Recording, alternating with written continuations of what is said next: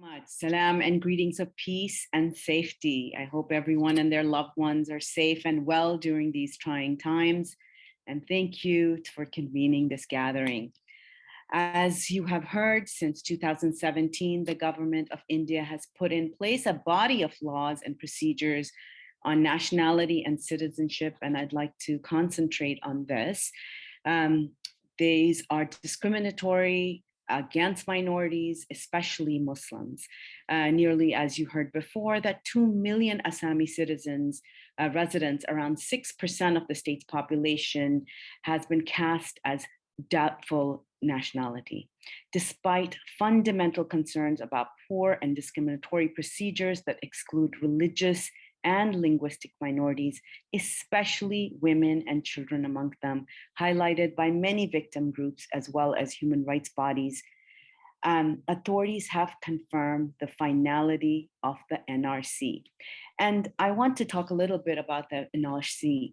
Appeals against exclusions are supposed to be heard by these foreign tribunals that in law have power to declare any individual as a foreigner and order their confinement into detention centers. Now, these are detention centers much like we see in China.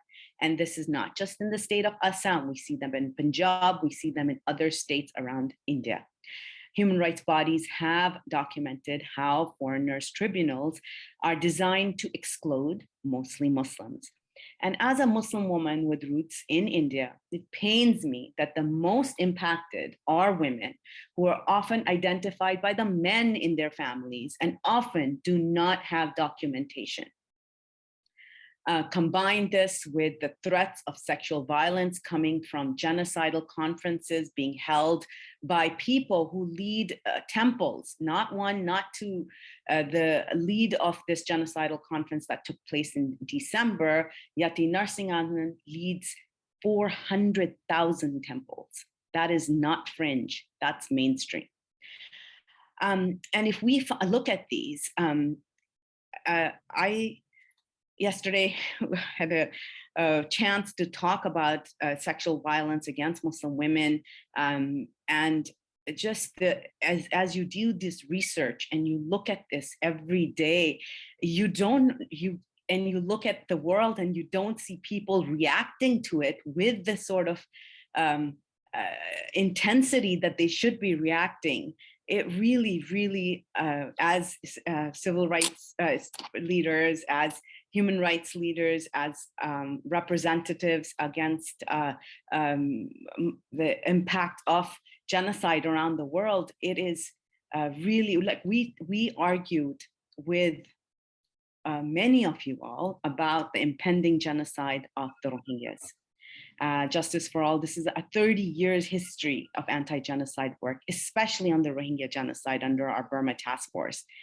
We believe that state-sanctioned discrimination of citizens acts are a precursor for brutal genocidal acts. The UN General Assembly agrees with us on this point, and here I'd like to quote the UN resolution: the extreme levels of violence perpetuated against the Rohingya in 2016 and 2017 resulted from the systematic oppression and persecution of the Rohingya, including the denial of their legal status, identity, and citizenship. The suggestion for an independent investigative mechanism for India, as for the one on Myanmar, is excellent. I would really recommend that. Again, thank you so much, UN Special Rapporteur, for mentioning that. As the Holocaust Museum's early warning project predicts the mass killings in India, what will happen? Where will these refugees go? Bangladesh to Pakistan, where 1/3 of Pakistan is underwater? There's too much at stake. And just to end, I'm going to say the coalition recommends, regarding the National Register of Citizens in Assam, commencement appeals process within a time-bound calendar and ensure that the foreigners, it's telling me to shut up now. And foreigners tribunal follow set procedures and protocols for hearing appeals and weighing the evidence. We would also recommend to amend the Citizenship Act to remove religion as an eligibility criterion in line with the international human rights standards. Thank you so much.